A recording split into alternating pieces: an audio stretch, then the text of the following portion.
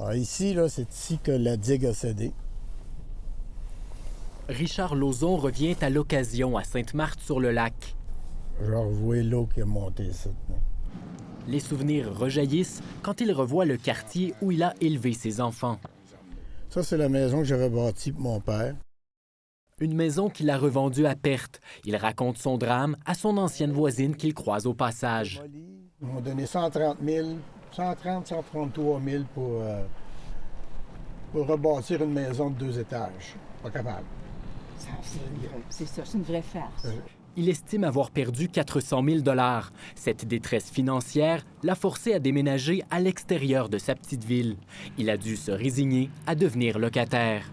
Mais j'ai travaillé toute ma vie pour une maison, puis je me retrouve avec plus rien. C'est ridicule.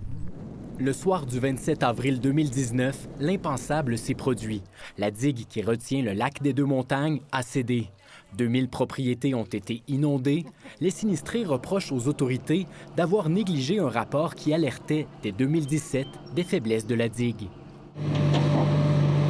Aujourd'hui, la reconstruction va bon train aux abords de la nouvelle digue qui s'élève à plus de 26 mètres au-dessus du niveau de la mer. On voit que ça a descendu ici, puis en haut aussi, ça l'a descendu. Donc, pour lever, il faut qu'il défasse le mur de Pierre Deschamps. Nathalie n'en a toujours pas fini avec les travaux après 4 ans de blocage bureaucratique. Ils vont lever la maison, refaire le solage parce que la maison a bougé des fondations. J'ai des fissures partout à l'intérieur de la maison tellement que ça a travaillé. J'ai des portes qui ne ferment plus. Les dommages psychologiques demeurent les plus douloureux. Depuis la catastrophe, elle vit avec des migraines et un trouble du sommeil. Je suis fatiguée parce que c'est beaucoup de démarches. C'est pas évident. C'est pas évident. On n'est pas accompagné, il n'y a pas de soutien.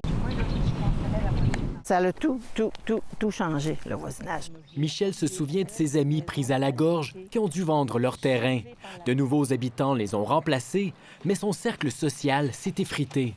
J'ai perdu énormément d'amis. Il faut figurer qu'il y a 60 maisons qui ont été démolies ici. Je ne critique pas les nouveaux venus, là, mais les gens qui sont ici n'ont pas vécu ce qu'on a vécu, nous autres. C'est dramatique. Il y a des gens qui se sont divorcés parce que le monde n'arrivait plus. Richard fait partie de ceux qui ont disparu du paysage, mais il n'a pas dit son dernier mot. J'ai décidé d'embarquer dans le recours collectif parce que je voulais faire de quoi, pas juste pour moi.